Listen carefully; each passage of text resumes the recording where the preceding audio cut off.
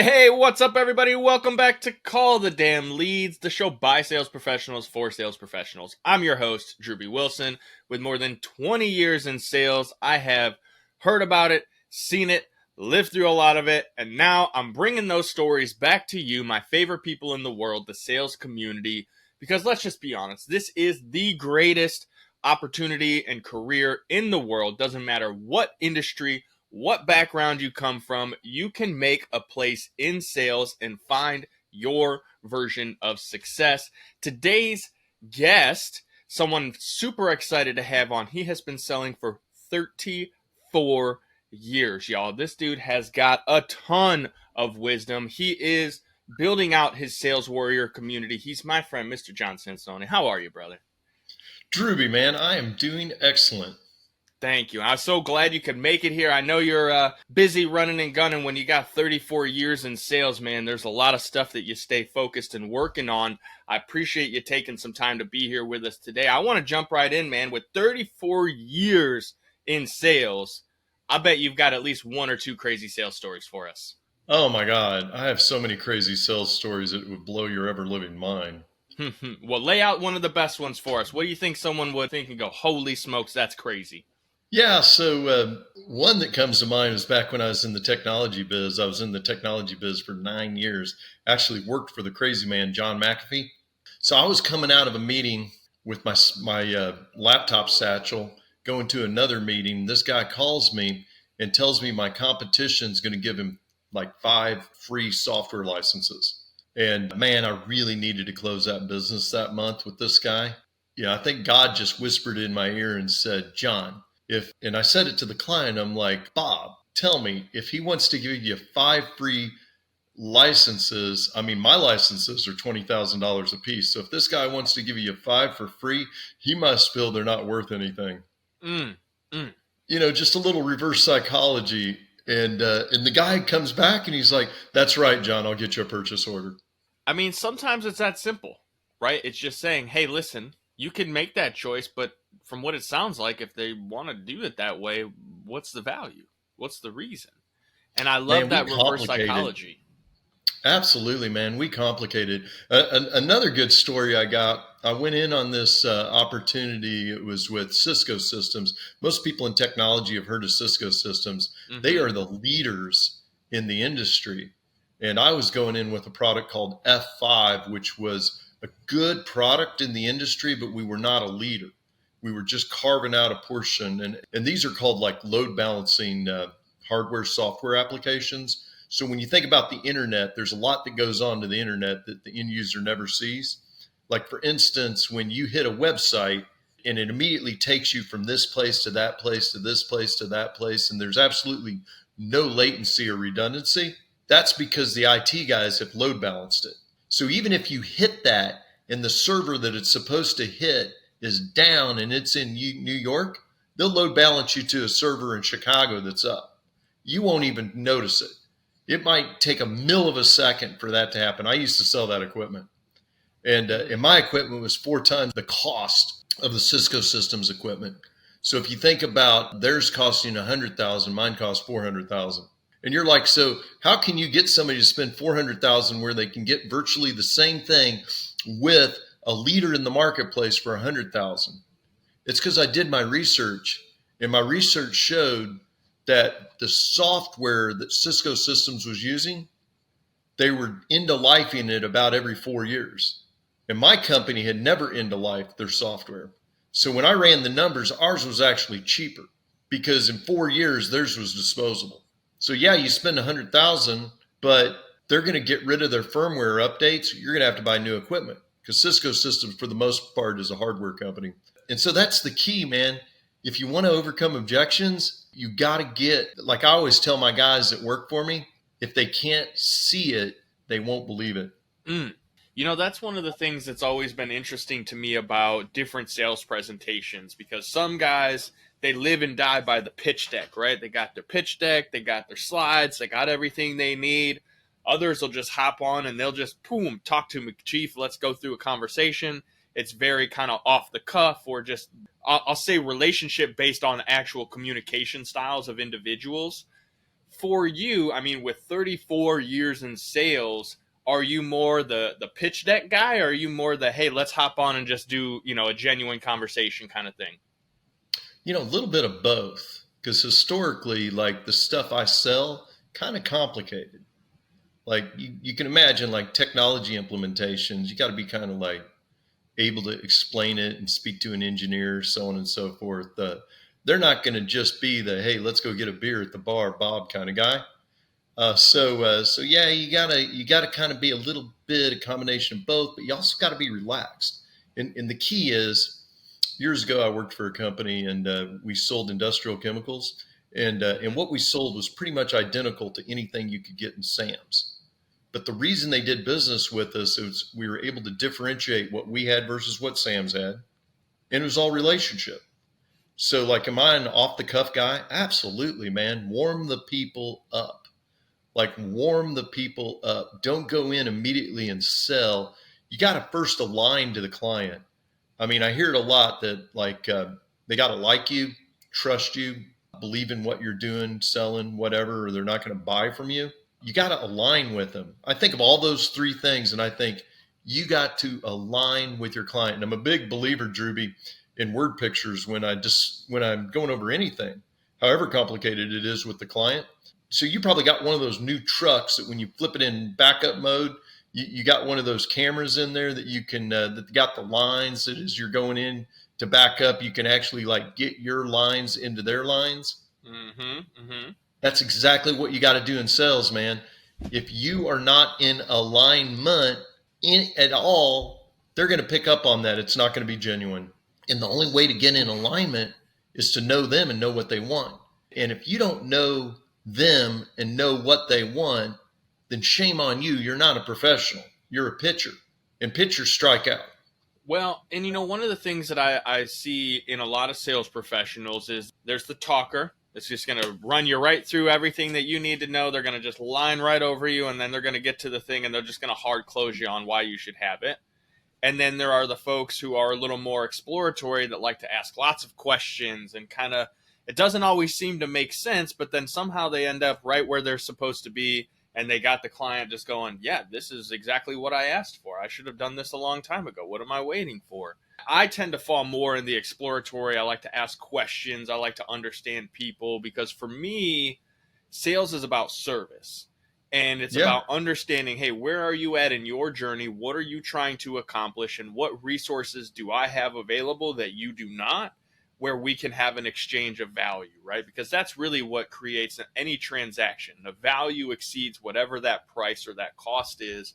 And for you, with as many years in sales as you have and all the different industries you've been a part of, what do you think was the thing that helped you understand how to start selling those higher ticket products and services? Because some people, they hear a number like 100,000 or 400,000, and maybe they get a little scared, like I can't present a number that high. I don't have that kind of money. That's a lot of money. So what were some Right. of the ways, that you've been able to overcome that and just been able to come out and sell, the higher ticket items right alongside anything else that you've worked in? I've always been in growth mode. Like since my early 20s, I was in growth mode. So I checked out every single thing they had on Zig Ziglar at the Dallas Library. Like when I was in like 22 years old, I wore it out. When I started making money in sales, I started putting money into like buying tapes. Then it turned to CDs. Then I started reading books. That's always been a big proponent of like my state management. Any given year, I tend to read about 14 books, sometimes more. Here lately, since my kids are kind of raised, I read more than I used to read. I also watch a lot of documentaries. So like I am always in like learning mode and curiosity mode. And I'm kind of that way too when I'm working with a client or a customer. Like I want to know what's important to them, not what's important to me, not what I want to pitch them. I'm a subject matter expert at everything I sell. Don't get me wrong. And I'm a big believer in the clients knowing that I'm a subject matter expert in everything I do. But with that said, I want to know what they want. And if I start like really drilling down, like I'm a little bit of both. I am the guy that uncovers what they really want. I align with them. I break down their defenses by gaining an extreme amount of rapport. and I also relate to them. I think that's lost on a lot of salespeople. I have a lot of interactions with them because I have 4 cars. So, we're buying cars. I just bought a lake house. I have some other property. I just sold a house this year as well in another state. So I'm dealing with all kinds of salespeople all the time. And what I find is most salespeople find out nothing about me, and or people that are giving me services find out nothing about me. Like I was working with a CPA the other day, and I actually have a course that I took, an MBA level course in federal taxation. I know a little bit about taxes. He asks me nothing about my background. Most people that I deal with in business ask me nothing about my background.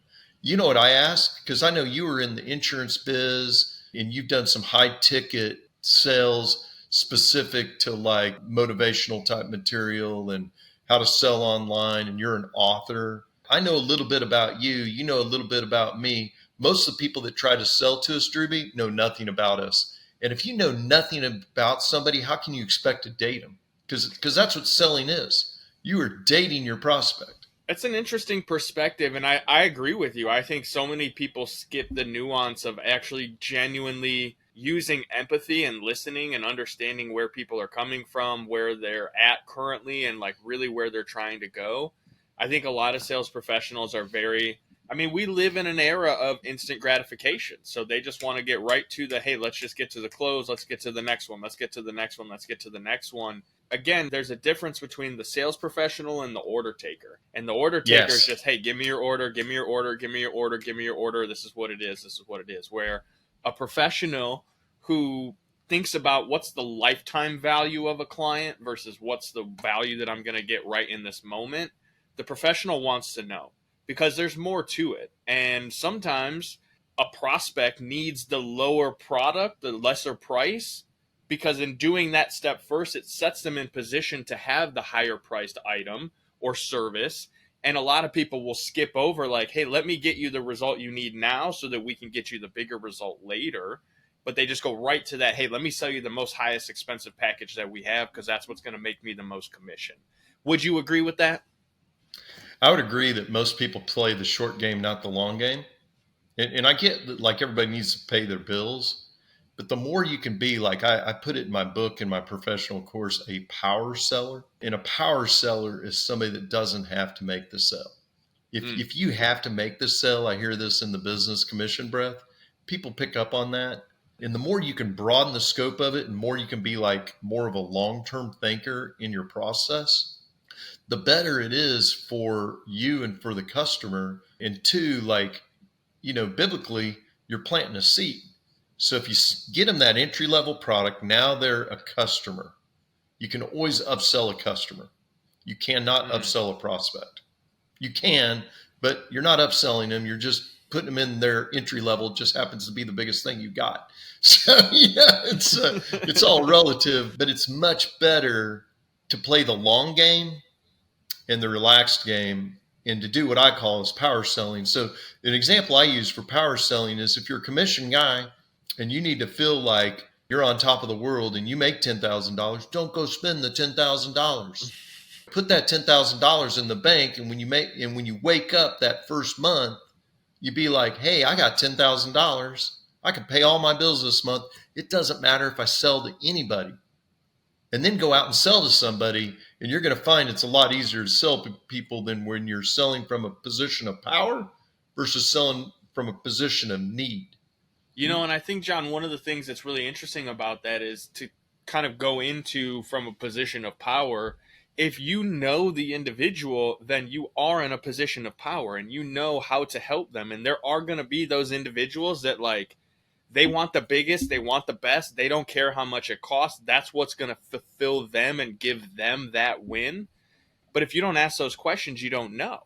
And you have to do that discovery. You have to get to know the individual to know how are they going to make their decision? What kind of buying timeline do they have? What things get them joy out of the process of being sold to and or being the buyer in the process? Because that's the thing that's so interesting is some people like to be sold. Some people like to be convinced of why they're spending all their money.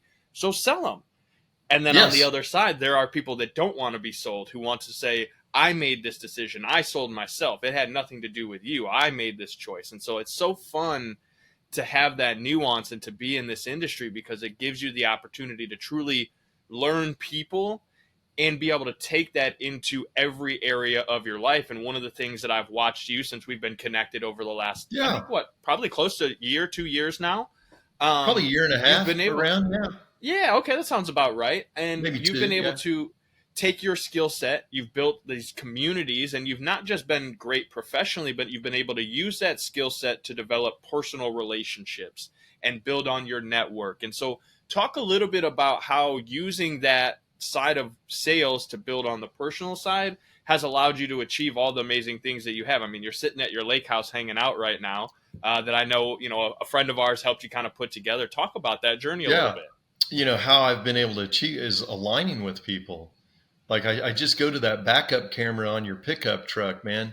You don't want to try to go in sideways because you're going to get hit.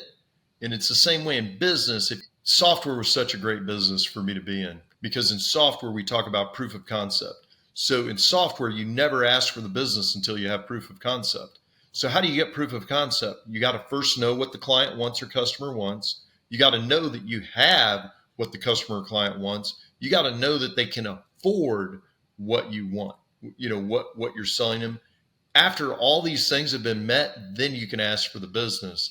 Now, as far as, because you brought up a great point, you got leaders and you got followers. So if you talk to a guy, I can think of a guy right now, really good friend of mine. I think at one point he was over 300 loan officers at a major bank.